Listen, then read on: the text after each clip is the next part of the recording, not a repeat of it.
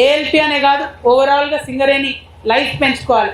సింగరేణిలో under ground మైన్స్ని షాఫ్ట్లు వేసి life పెంచుకుంటే మన దగ్గర ఉండే ప్రాంతంలో వేలాది మందికి కూడా ఉద్యోగాలు వచ్చే అవకాశం ఉంటుంది. కాబట్టి we are for it. Open cast ఉండాలి, అండర్ గ్రౌండ్ ఉండాలి, రెండింటి మిక్స్ ఉండాలి. సంస్థ నష్టపోకూడదు. అన్నిటికన్నా ముఖ్యంగా ఇవాళ ప్రభుత్వమే అందరికన్నా పెద్ద విద్రోహంగా మారిపోయింది. 50,000 కోట్ల రూపాయలు సింగరేణికి రావాలి. అవి ఇవ్వకపోతే ఏమవుతుంది? కార్మికులు కోల్ కట్టర్స్ ఉంటారు, వాళ్ళకి ఆ బిట్స్ కూడా లేనటువంటి పరిస్థితి. ఎందుకు లేవు అని అంటే పైసలు లేవు. అదేవిధంగా ఏ చిన్న ఎక్విప్మెంట్ అడిగినా, ఏమడిగినా కూడా డబ్బులు లేవు అని చెప్పి కార్మికులకు కావాల్సిన పనిముట్లు ఇస్తలేరు. పనిముట్లు ఇయ్యరు, ప్రొడక్షన్ టార్గెట్ మాత్రం తగ్గించారు. మరి ఇది ఎట్లా ఫేర్ అని చెప్పి ఆఫీసర్స్ని నేను అడుగుతూ ఉన్నాను.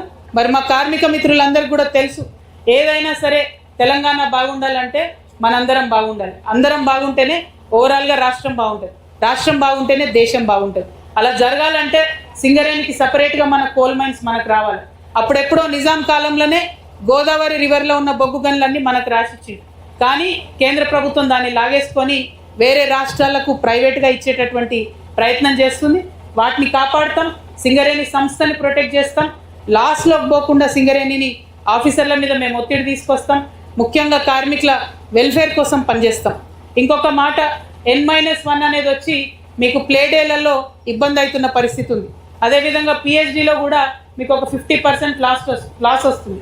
అది ఒక రకంగా నా తప్పిదమే. నేను టీబీజీ కేసులో ఉన్నప్పుడు ఆ నిర్ణయానికి ఇంత ఎఫెక్ట్ ఉంటుందని నాకు తెలియదు.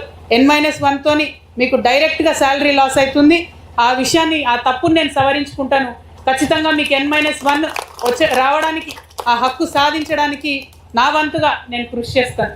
ఆనాడు నేనేమనుకున్నా అంటే అంబేద్కర్ జయంతికి మనం హాలిడే అడుగుతున్నాం, సంక్రాంతికి హాలిడేలు ఇస్తున్నామని పెంచాలనుకున్నాం. కానీ ఈ N-1 అగ్రిమెంటు సంగతి అవగాహన నాకు లేకుండే. కాబట్టి తప్పకుండా దాన్ని సవరించుకొని మీ పక్షాన ఫైట్ చేస్తాం. ఇంకొక మాట, ఐటీలో పర్క్స్ ఏవైతే ఉన్నాయో ఆఫీసర్లను నేను స్ట్రేట్ క్వశ్చన్ వేస్తా ఉన్నా.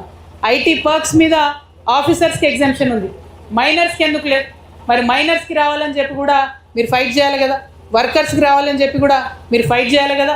సో ఆఫీసర్లందరికీ కూడా మేము సపోర్ట్ చేస్తాం, as long as you support our కార్మికులు. ఇంకొక మాట, మరి సింగరేణిలో ఉన్నటువంటి కార్మిక మిత్రులందరికీ కూడా హౌసింగ్ స్కీమ్ ఏదైతే ఉందో అది ఇబ్బంది అవుతుంది.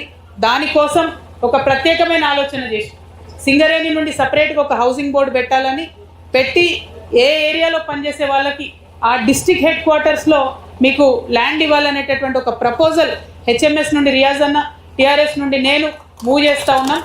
ఎందుకంటే 30 years పనిచేసి అదే క్వార్టర్లో ఉండి చివరికి క్వార్టర్ ఖాళీ చేసి పోయేటప్పుడు కళ్ళ నీళ్ళు పెట్టుకొని ఏడ్చుకుంటూ పోయేటటువంటి వాళ్ళనే అనేక మందిని చూసినాం తప్పితే సొంత ఇల్లు ఎక్కడ కొనుక్కోలేకపోయాం.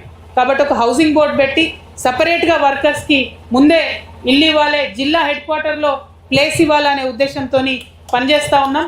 మంచి రెవల్యూషనరీ మార్పు అవుతుంది. అది తేవడానికి నా శాయశక్తుల నేను ప్రయత్నం చేస్తాను.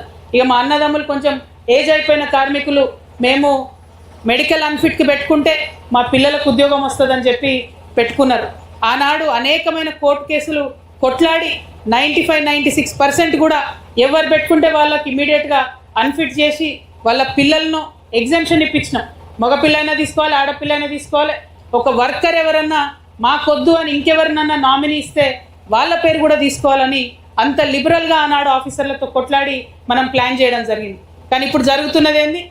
కనీసం 30 months అయిపోయింది కాంగ్రెస్ గవర్నమెంట్ వచ్చి, 1-2 సార్లు మెడికల్ బోర్డు పెట్టిరు. అందులో కూడా లంచాలు తీసుకోవడం, అన్ఫిట్ చేయకపోవడం అన్నది జరుగుతూ ఉన్నది.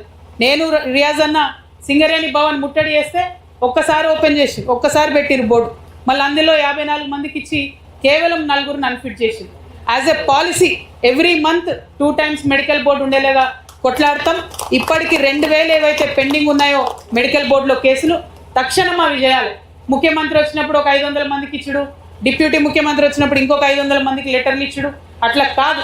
యాజ్ ఎ పాలసీ జరగాలి. దీనిలో పొలిటికల్ పెత్తనం ఉండొద్దు, పొలిటీషియన్స్ పెత్తనం ఉండొద్దు.